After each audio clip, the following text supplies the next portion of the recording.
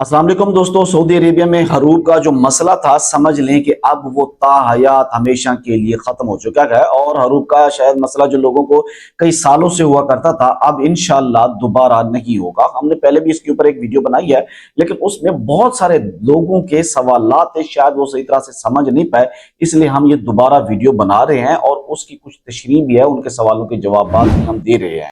हर एक बंदा सिवाय दो कैटेगरीज के, हर एक बंदा अपने हरूब को कैंसिल करवा के नई जगह के ऊपर ट्रांसफर ले सकता है। इस सिलसिले में पहले कोई ग्रेस पीरियड भी आते रहे हैं, लोगों ने कुछ उसके ऊपर फायदे भी उठाए हैं, लेकिन अब भी कई लोग ऐसे हैं जो किसी कैटेगरी में फॉल नहीं करते थे और वो हरूब के स्टेटस के साथ अपने जो है ना वो जिंदगी की मुश्किलात झेल रहे थे, जी रहे थे, कहीं काम नहीं कर पा रहे थे क्योंकि उनका हरूब है।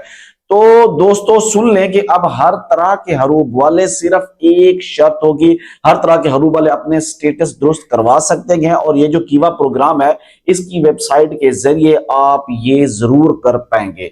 इसके लिए बुनियादी तौर के ऊपर जो चीजें जरूरत है, शर्त ये है कि जिस बंदे का हरूब हो चुका है उसको कम अज कम 1 साल हो चुका हो। हमने पहले भी बताया लेकिन लोग समझ नहीं पाए। सऊदी अरब में आए हुए 1 साल हो चुका हो, या फिर जो कंपनी के साथ जो कॉन्ट्रैक्ट है वो किए हुए या स्पायर हुए 1 साल उसके ऊपर होना जरूरी है। यानी 1 साल वाली शर्त है। कोई बंदा 6 महीने पहले आया सऊदी अरेबिया में तो वो इसके ऊपर फॉल नहीं कर सकता। तो अब जो बाकी 1 साल या उससे पुराने जो लोग हैं वो इससे फायदा उठा सकेंगे और भरपूर फायदा उठाएं भी सही।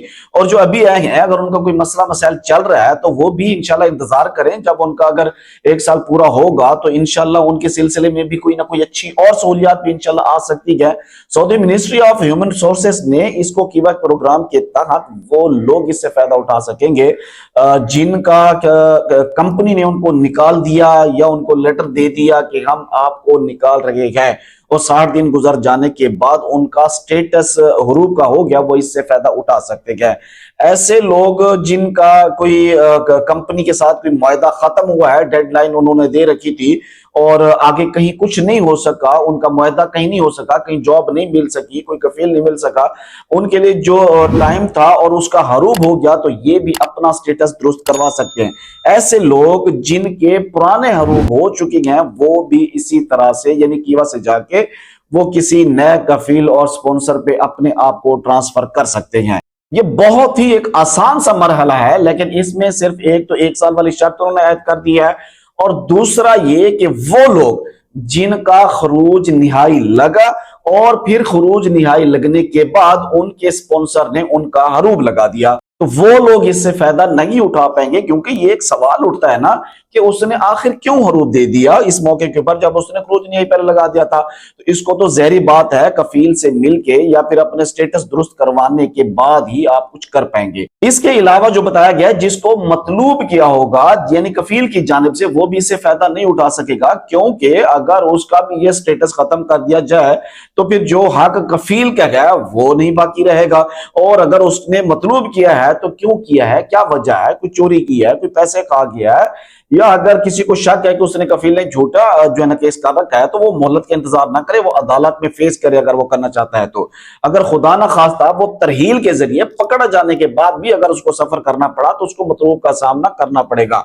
अगर आपके पास इतना प्रूफ है कि मुझे झूठा मतलूब कर दिया गया है तो आप अदालत में जाएं, अदालत में जाके उसको चैलेंज करें। अगर नहीं तो फिर हरूब खत्म होने का और कोई तरीकाकार नहीं है।